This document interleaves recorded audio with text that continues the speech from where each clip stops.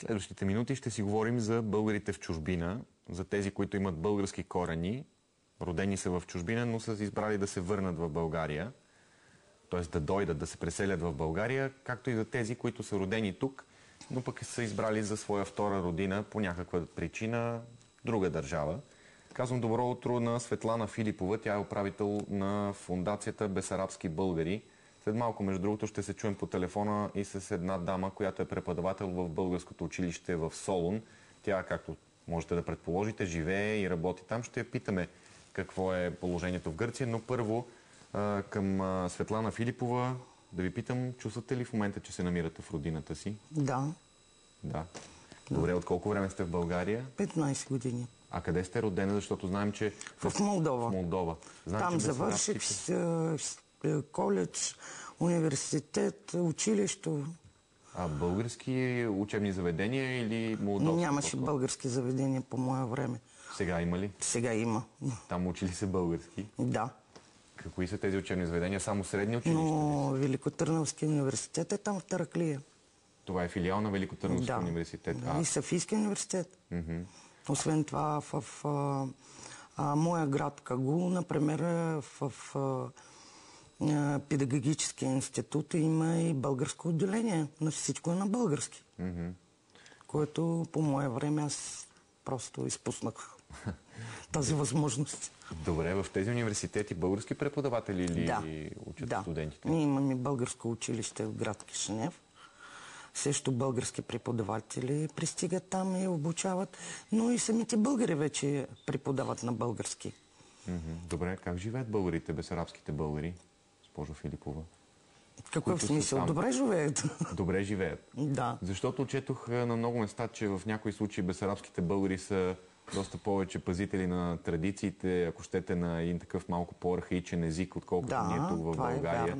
Затова е интересно какъв е бита там, какво се случва. Даже четох едно ваше интервю от преди време, в което казвате, че вие като бесарабска българка сте малко по-консервативна и въобще хората там са малко по-консервативни, отколкото са тук в България. Верно е. Като хора в провинция тук в България, такива са бесарабски българи и там.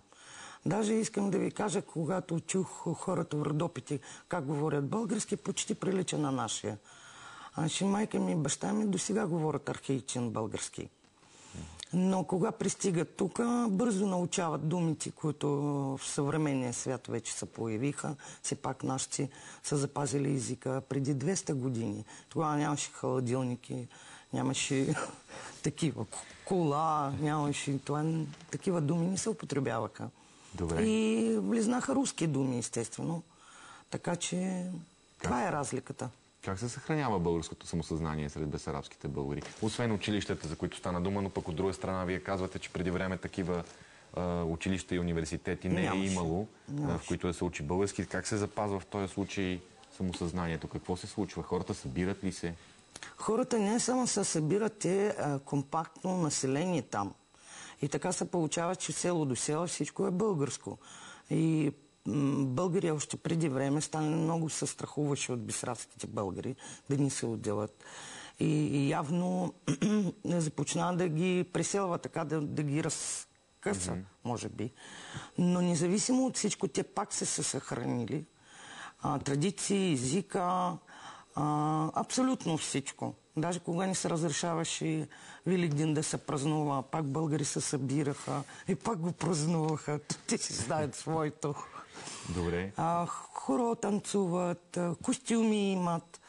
Освен това искам да ви кажа, че ние ходихме с делегация в Молдова и те бяха всички българи, които бяха с нас от България, бяха изненадани, че нашите бесарабски българи до сега имат станове и правят всичко такова, което в България вече са изчезнало.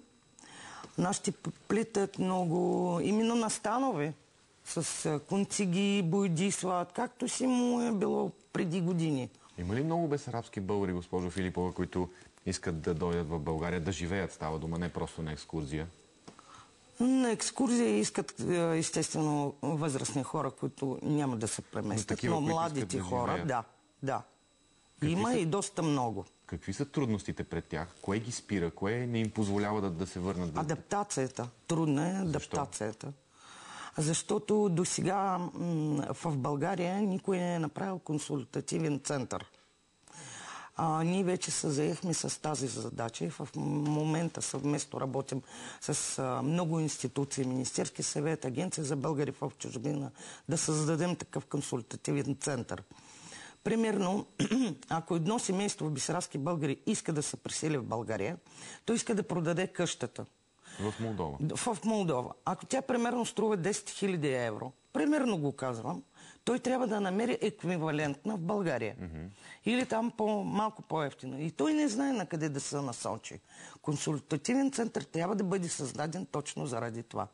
Да помогне на тези хора да си реализират тук в България, да ги насочи къде, в какъв район, какви специалности те притежават и какви бих искали да работят тук. Да можем да ги насочим там, където те биха могли да се адаптират. Казахте, че сте започнали работа вече по този консултативен център. Кога ще заработи? Имате ли очакваме и спонсори и в момента работим над един проект към Европейски съюз. Ако го спечелим, веднага ще го направим. Получавате ли помощ от Министерството на външните работи? На външните работи не съм или работила с тях. Аз работя с Министерски съвет, с Агенция за българи в чужбина. Да. Но по принцип за 15 години колко работим, към която институция се обръщаме, никой не е отказал. С община Младост много работим, с много години и за сега нямахме никакви проблеми, напротив.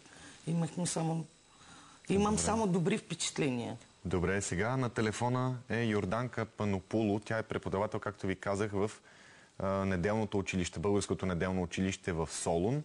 Всъщност това училище, освен от други места, получава пари, получава издръжка и от Зографския манастир в Атон. Добро утро, госпожо Панопуло.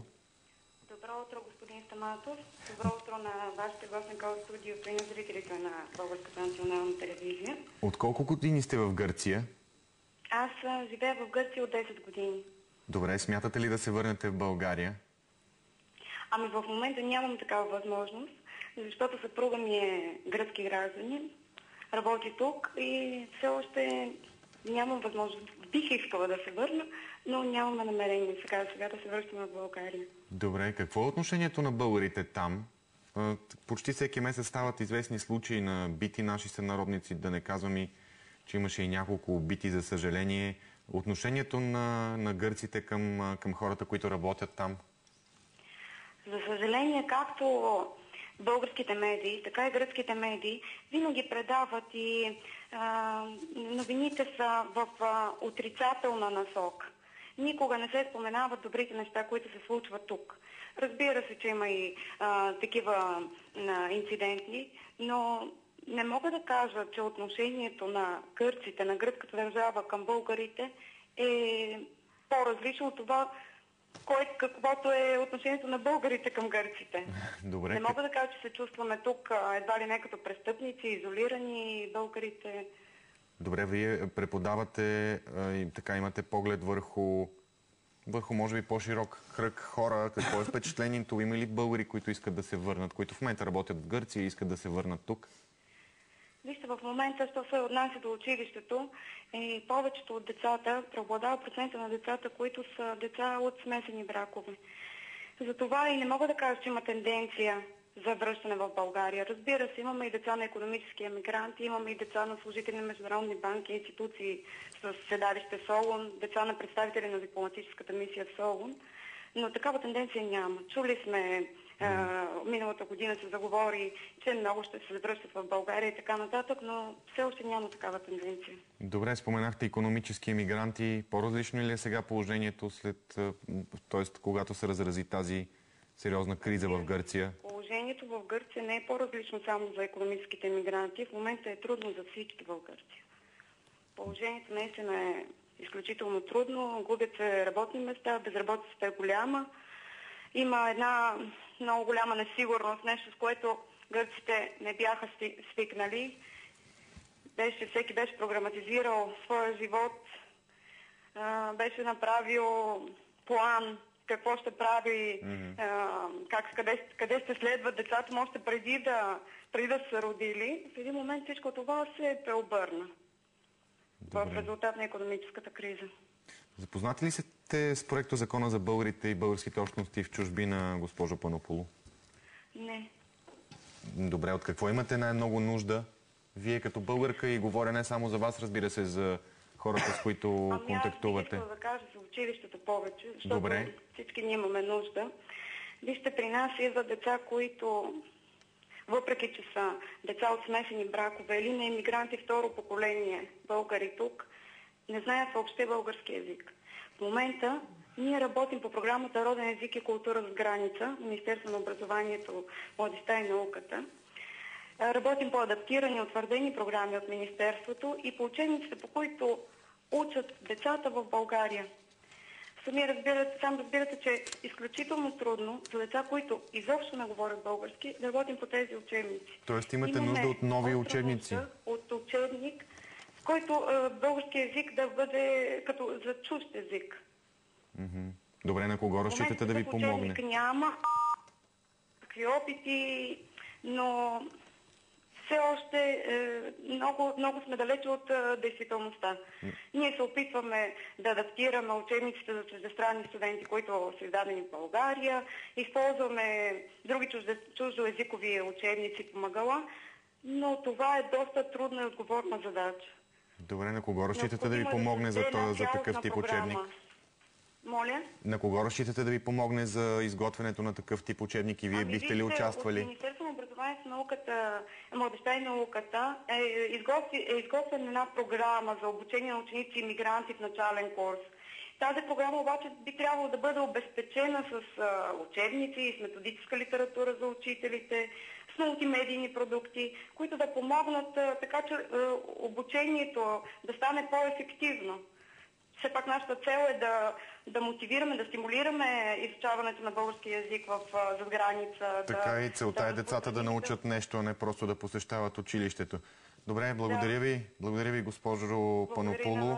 Йорданка Панополу, тя е преподавател в Българското неделно училище в Солун. Разбрахте, там пък основният проблем е, че децата не знаят български, а учебниците, по които учат, са направени за хора, които са очевидно носители на езика. Сега отново към Светлана Филипова. Госпожо Филипова, може би трябва да вървим към финал и затова да ви попитам с какво може да помогне българската държава на бесарабските българи. Вие сте човек, който е живял там, сега живеете тук и знаете проблемите на тези хора и на двете места. С какво държавата може да помогне? Тя държавата помага и така помага, ама за сега само спонсори ни трябват за консултативен център, защото той изисква доста средства. Така държавата и така ни помага. Добре. Достатъчно. И наистина последно, тази възможност по електронен път да бъде получен отговор за придобиването на българско гражданство, български паспорт, което беше въведено преди няколко месеца, улеснява ли хората там? Използва ли се всъщност?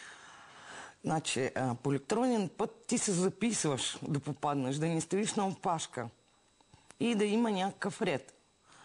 Това е много добре, защото сега в момента в Агенция за българи в чужбина вече въведено от 1 септември. И всички се записаха, беше ред, много бързо всичко мина. Сутрин подават документи, след обяд ги получават. Благодаря ви. Светлана Филипова, управител на фондацията Бесарабски българи. Разбрахте, има нужда от създаването на консултативен център, който да помага за интеграцията на хора, които са бесарабски българи и са решили да се върнат тук да живеят.